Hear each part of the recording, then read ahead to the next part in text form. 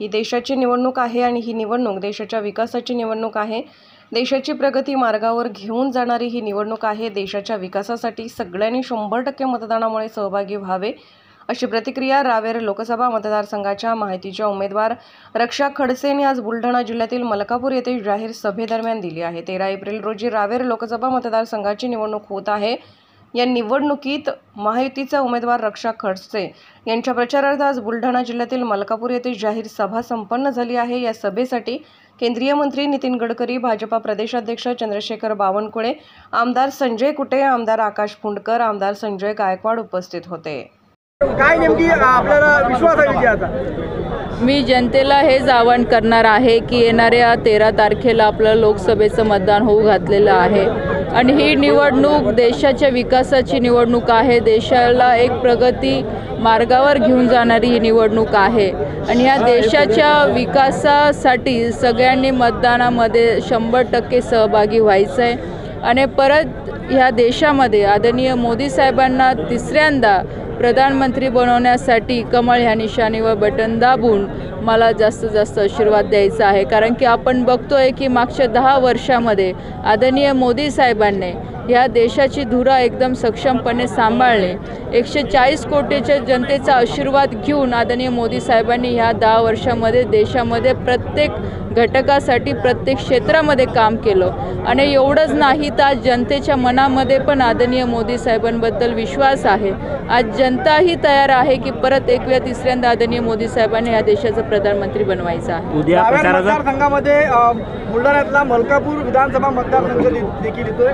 काय नेमकं मलकापूर विधानसभेतील मतदारांसाठी आपलं विजन असणार आहे? मतदारांसाठी विजन विकासाचंच राहणार आहे। जसं आपण बघितलं असेल की मागच्या 10 वर्षामध्ये आमचे नेते आदरणीय चेनुभाऊ असतील किंवा राज्याचे आमचे नेते देवेंद्रजी असतील यांच्या माध्यमातून किंवा केंद्र सरकारच्या माध्यमातून ज्या काही सर्वसामान्य जनतेच्या योजना आम्ही तळागाळापर्यंत पोहोचवल्या। आज आपण बघतोय की नॅशनल हायवेचं काम एवढं चांगल्या पद्धतीने इथे झालेलं आहे। आज जिल्ह्यातले प्रत्येक रस्ते हे स्टेट हायवे असतील किंवा नॅशनल हायवे असतील याची कनेक्टिव्हिटी एकदम चांगल्या पद्धतीने झालेली आहे। आज रेल्वे स्टेशन आधुनिक पद्धतीने जोडलेले गेलेले आहे आणि पुढच्या 5 वर्षामध्ये आम्ही सिंचनावर काम करणार आहे। कारण की पाण्याची खूप मोठी समस्या या मतदारसंघामध्ये आहे शेतकऱ्यांसाठी, तर त्याच्यावरही जिगाव प्रकल्पाच्या माध्यमातून आपल्याला लवकरात लवकर हा प्रकल्प कसा पूर्ण करता येईल आणि त्याचबरोबरने जसं आता नितीनजी गडकरी साहेबांनी सांगितलं की छोटे सिंचनाचे प्रकल्प इथे कसे हाताळता येतील की जेणेकरून शेतकऱ्यांना पाण्याची व्यवस्था चांगल्या पद्धतीने होऊ शकते आणि शेतकऱ्यांच्याच माध्यमातून ज्या FPO आहे, ज्या फार्मर प्रोड्युसिंग कंपनी आहे की जेणेकरून जो शेतकरी युवा आहे तो आपल्या शेतातला माल अजून अकोला असेल किंवा शहरी भागापर्यंत तो पोहोचू शकतो।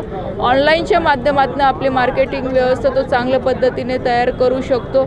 महिलांना सक्षम करायचं काम आम्ही येणाऱ्या पुढच्या 5 वर्षामध्ये अजून चांगल्या पद्धतीने करणार आहे। कारण मागच्या 10 वर्षामध्ये पण महिला सक्षमीकरणासाठी खूप चांगल्या पद्धतीचं काम केंद्र सरकारच्या माध्यमातून झालेलं आहे आणि भविष्यातही ते काम आम्ही पुढे करू। उद्या शेवटचा दिवस आहे प्रचाराचा, तुम्ही प्रचार केलेला आहे, मोठमोठे नेते आले आहे, कसा प्रतिसाद मिळतोय तुम्हाला?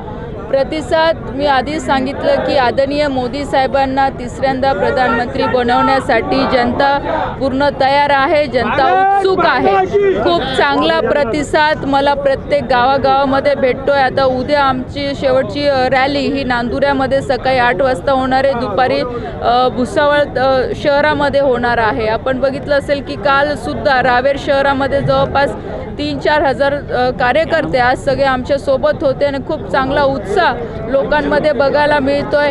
कारण की प्रत्येक व्यक्ती ह्या दृष्टिकोनातून ह्या निवडणुकीमध्ये सहभागी होतोय की प्रथम राष्ट्र आहे, द्वितीय आपण आहे आणि ह्या राष्ट्रीय निवडणुकीमध्ये माझंही काही ना काही योगदान पाहिजे, देशाच्या विकासामध्ये माझं काही ना काही योगदान पाहिजे। त्या अनुषंगाने भारतातला प्रत्येक युवा असेल, भारतातली प्रत्येक जनता असेल, महिला असेल, सगळे आज पूर्ण क्षेत्रामधले जेवढेही मतदार आहे आज त्याच्यासाठी सक्रिय झालेला आहे। कारण की ह्या देशाचा विकास आणि ह्या देशाला जे महासत्ताकडे घेऊन जाण्याचा जे संकल्प ह्या देशातल्या लोकांनी जनतेने घेतलेला आहे तो 13 तारखेच्या माध्यमातून पूर्ण होणार।